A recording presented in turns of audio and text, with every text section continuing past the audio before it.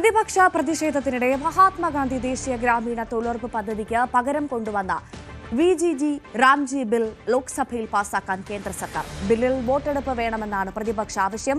ലോക്സഭയിലെ ചർച്ച ഇന്ന് പുലർച്ചെ വരെ നീണ്ടു. ആർ രാഗേഷ് വിവരങ്ങളുമായി ചേരും. എന്തായാലും വലിയ പ്രതിപക്ഷ പ്രതിഷേധത്തിനിടയിൽ പോലും വിവാദമായ ദേശീയ ഗ്രാമീണ തൊഴിലുറപ്പ് പദ്ധതി ബിൽ ഇന്ന് തന്നെ പാർലമെന്റിൽ പാസാക്കാനുള്ള നീക്കമാണ് സർക്കാർ നടത്തുന്നതെന്നാണ്, ഭരണപക്ഷം നടത്തുന്നതെന്നാണ് മനസ്സിലാക്കാൻ സാധിക്കുന്നത്.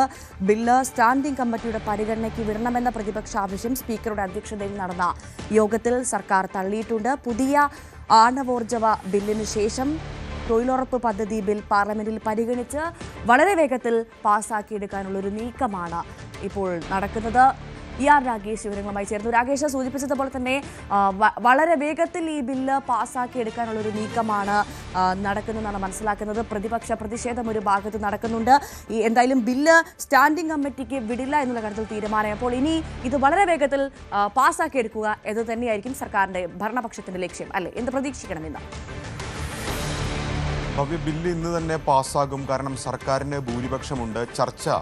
ലോക്സഭയിൽ ചർച്ച പൂർത്തിയായിരിക്കുന്നു. 14 മണിക്കൂർ നീണ്ട ചർച്ചയാണ് ലോക്സഭയിൽ അവസാനിച്ചത്. ഏതാണ്ട് 98 അംഗങ്ങൾ ഈ ചർച്ചയിൽ പങ്കെടുക്കുകയും ചെയ്തു. പുലർച്ചെ 1:35 ചർച്ച അവസാനിച്ചത്. ഏതായാലും പ്രതിപക്ഷം ശക്തമായ പ്രതിഷേധം ഇതിൽ തുടരുകയാണ്. പ്രത്യേകിച്ച് സ്റ്റാൻഡിംഗ് കമ്മിറ്റിക്ക് ബില്ല് വിടണം, വിശദമായ പരിശോധന ആവശ്യമുണ്ട് എന്ന നിലപാട് തന്നെയാണ് പ്രതിപക്ഷ അംഗങ്ങൾ, പ്രത്യേകിച്ച് കോൺഗ്രസിൻ്റെയും ഒപ്പം തന്നെ മറ്റ് പ്രതിപക്ഷ പാർട്ടികളുടെയും ഒക്കെ തന്നെ അംഗങ്ങൾ സൂചിപ്പിച്ചത്. മാത്രവുമല്ല, ബില്ലിലെ വ്യവസ്ഥ അത് സംസ്ഥാനങ്ങൾക്ക് വലിയ തോതിൽ തിരിച്ചടിയാകുമെന്ന ആശങ്കയും ഒക്കെ തന്നെ അംഗങ്ങൾ പങ്കുവച്ചു. പ്രത്യേകിച്ച് കോൺഗ്രസ് അംഗങ്ങളൊക്കെ തന്നെ ഈ ആവശ്യം ഉന്നയിക്കുന്നുണ്ട്. ബില്ലിൻ്റെ സാർവത്രികത നഷ്ടപ്പെടുമെന്ന കാര്യമാണ് അവർ പ്രധാനമായും ചൂണ്ടിക്കാണിച്ചത്. ഒപ്പം രാഷ്ട്രപിതാവിൻ്റെ പേര് നീക്കം ചെയ്തതിനെയും ചോദ്യം ചെയ്യുന്നുണ്ട്. തമിഴ്നാട്ടിൽ നിന്ന് പ്രത്യേകിച്ച് DMK അംഗം കനിമൊഴി അടക്കമുള്ളവർ ചൂണ്ടിക്കാണിച്ച പ്രധാനപ്പെട്ട കാര്യം, നിലവിൽ തന്നെ കേന്ദ്ര നികുതികളിൽ അത് സംസ്ഥാനങ്ങൾക്കുള്ള വിഹിതം കുറഞ്ഞു വരികയാണ്. പക്ഷേ സംസ്ഥാനങ്ങൾക്ക് മേൽ അധിക ഭാരം ഇതിനോടകം തന്നെ പല കാര്യങ്ങളിലും വരുന്നുണ്ട്. അതിന് പുറമെയാണ് ഇപ്പോൾ നിലവിൽ 90:10 എന്നുള്ള വ്യവസ്ഥ മാറ്റിക്കൊണ്ട് സംസ്ഥാനങ്ങൾ 40% വേതനത്തിൻ്റെ വിഹിതം വഹിക്കണമെന്ന കാര്യം വരുന്നത്. അത് സംസ്ഥാനങ്ങൾക്ക് അതീത ബാധ്യതയാകുമെന്ന കാര്യത്തിൽ സംശയമില്ല എന്നവർ ചൂണ്ടിക്കാണിച്ചു.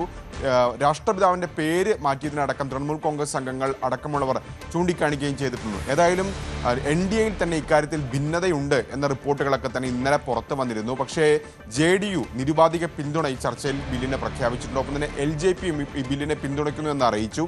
TDP അംഗങ്ങൾ പക്ഷേ ചില ആശങ്കകൾ ഈ ചർച്ചയിൽ പങ്കുവച്ചു. അവർ ബില്ലിനെ പിന്തുണയ്ക്കുന്നുണ്ട്. പക്ഷേ സംസ്ഥാനങ്ങൾ കൂടുതൽ വിഹിതം വഹിക്കണം, 40% വിഹിതം വഹിക്കണമെന്ന് പറയുന്നത് അത് അധിക ഭാരമാണ്. പ്രത്യേകിച്ച് ആന്ധ്രാപ്രദേശിനെ പോലെ നിലവിൽ പ്രതിസന്ധി നേരിടുന്ന സംസ്ഥാനത്ത് അത് വലിയ തിരിച്ചടിയാകും എന്ന അഭിപ്രായമാണ് TDP അംഗങ്ങൾ പങ്കുവച്ചത്. പക്ഷേ BJP അംഗങ്ങളെല്ലാം തന്നെ ഈ നടപടിയെ, ഈ നിലപാടിനെയൊക്കെ തന്നെ ന്യായീകരിക്കുന്ന അല്ലെങ്കിൽ പ്രതിരോധിക്കുന്ന നിലപാടാണ് സ്വീകരിച്ചത്. വികസിത ഭാരതത്തിലേക്കുള്ള ചുവടുവെപ്പ് അതിൻ്റെ ഭാഗമായാണ് ഇപ്പോൾ ഇത്തരമൊരു ഭേദഗതി കൊണ്ടുവരുന്നതെന്നാണ് BJP അംഗം ജഗദാംബിക പാൽ ചൂണ്ടിക്കാണിച്ചത്. മാത്രവുമല്ല, രാഷ്ട്രപിതാവിൻ്റെ പേരടക്കം ഉന്നയിച്ച് അല്ലെങ്കിൽ പേര് നീക്കം ചെയ്തു എന്ന രാഷ്ട്രീയ ആരോപണമാണ് കോൺഗ്രസ് നടത്തുന്നത്. രാഷ്ട്രപിതാവിനെ ഇതിലേക്ക് വലിച്ചെടുക്കുന്നത് ശരിയല്ല എന്നുകൂടി ചില അംഗങ്ങൾ പങ്കുവെക്കുകയും ചെയ്തു. ഏതായാലും ചർച്ച ഇപ്പോൾ പൂർത്തീകരിച്ചിരിക്കുന്നു. ഇനി ചർച്ചയ്ക്കുള്ള മറുപടി ഗ്രാമവികസന മന്ത്രി ശിവരാജ് സിംഗ് ചൗഹാൻ ഇന്ന് നൽകും. അതിനുശേഷം ഇന്ന് തന്നെ ബില്ല് പാസ്സാക്കാനാണ് സർക്കാരിൻ്റെ നീക്കം. ഏതായാലും സർക്കാരിനെ സംബന്ധിച്ച് പ്രതിസന്ധിയില്ല, സർക്കാരിന് ഭൂരിപക്ഷമുണ്ട്. അതുകൊണ്ട് തന്നെ ലോക്സഭയിൽ ബില്ല് പാസ്സാക്കുക തന്നെ ചെയ്യും. രാകേഷ്, ഈ നമ്മൾ പറഞ്ഞതുപോലെ തന്നെ DDPയും JDUയും ഒക്കെ ഈ വിഷയത്തിൽ ആശങ്ക അറിയിച്ചത്, അല്ലെങ്കിൽ NDAയിൽ തന്നെയുള്ള ഒരു ചെറിയ ഭിന്നത ഈ വിഷയവുമായി ബന്ധപ്പെട്ട് വന്നതടക്കം പ്രതിപക്ഷം ഒരു ആയുധമാക്കാനുള്ള സാധ്യത ഇല്ലേ? പ്രത്യേകിച്ചും വലിയ പ്രതിഷേധം പ്രതിപക്ഷത്തിന്റെ ഭാഗത്ത് നടക്കുന്ന സാഹചര്യത്തിൽ അത്തരമൊരു സാധ്യതയില്ല. കാരണം ഇന്നലെ തന്നെ അവർ അവരുടെ നിലപാട് വ്യക്തമാക്കിയതാണ്. കാരണം ഈ ബില്ലിനെ അവർ പിന്തുണയ്ക്കുമെന്ന് അവർ അറിയിച്ചിരുന്നു. മറിച്ച് അത്തരത്തിലൊരു അല്ലെങ്കിൽ ബില്ലിനെ പിന്തുണയ്ക്കില്ല എന്ന നിലപാട് അവർ ഒരു ഘട്ടത്തിലും സ്വീകരിച്ചിട്ടില്ല. മറിച്ച് അവർക്കുള്ള ആശങ്ക സംസ്ഥാനങ്ങൾക്ക് അധിക ബാധ്യത വരും എന്നുള്ളതാണ്. കാരണം കേരളത്തിൻ്റെ കണക്കെടുക്കുകയാണെങ്കിൽ ഏതാണ്ട് പ്രതിവർഷം 2000 കോടി രൂപ കേരളം ഇതിനായി അധികമായി കണ്ടെത്തേണ്ടി വരും. കാരണം നിലവിൽ 90:10, അതായത് 10% വിഹിതമാണ് സംസ്ഥാനം വഹിക്കേണ്ടതെങ്കിൽ നിലവിലെ പുതിയ വ്യവസ്ഥ പ്രകാരം, പുതിയ ബില്ല് പ്രകാരം അത് 40% വഹിക്കേണ്ടി വരും. അപ്പോൾ അതുപോലെ തന്നെ സമാനമായ സാഹചര്യം ആന്ധ്രാപ്രദേശിൽ നേരിടും. അതാണ് അവർ ചർച്ചയിൽ ചൂണ്ടിക്കാണിച്ചത്. പക്ഷേ അവർ ബില്ലിനെ പിന്തുണയ്ക്കുക തന്നെയാണ്. JDUവും സമാനമായ ആശങ്ക ഇന്നലെ തന്നെ നേതാക്കൾ പരസ്യമായി പറഞ്ഞതാണ്. പക്ഷേ ചർച്ചയിൽ അവർ പിന്തുണച്ചു. അതുകൊണ്ട് തന്നെ സർക്കാരിനെ സംബന്ധിച്ച് വലിയ പ്രതിസന്ധിയില്ല. മാത്രമല്ല, ഭേദഗതികൾ നിർദ്ദേശിക്കാനാകും സ്വാഭാവികമായും ഇന്നലെ ഭേദഗതിയിലൊക്കെ തന്നെ ചിലർ നിർദ്ദേശിച്ചിട്ടുണ്ട്. ഈ ചർച്ച ഏതായാലും പൂർത്തീകരിച്ചിരിക്കുകയാണ്. പക്ഷേ നിലവിൽ കൃത്യമായ ഭൂരിപക്ഷം സർക്കാരിനുണ്ട്. ഏതാണ്ട് 290 മുകളിൽ അംഗങ്ങൾ സർക്കാരിനുണ്ട്. അതുകൊണ്ട് തന്നെ ഈ ബില്ലിനെ സംബന്ധിച്ച് പാസ്സാകുമെന്ന കാര്യത്തിൽ ഒരു ആശങ്ക അവർക്കില്ല. അതുകൊണ്ട് തന്നെയാണ് ഈ സഭാ സമ്മേളനത്തിന് അവസാന ദിനങ്ങളിലേക്ക് കടങ്ങുമ്പോൾ തന്നെ ഈ സഭാ സമ്മേളനത്തിൽ തന്നെ ബില്ല് പാസ്സാകണം എന്ന നിലപാടിലേക്ക് ഇപ്പോൾ സർക്കാർ നീങ്ങിയിരിക്കുന്നത്. ശരി, രാകേഷാണ് വിവരങ്ങൾ.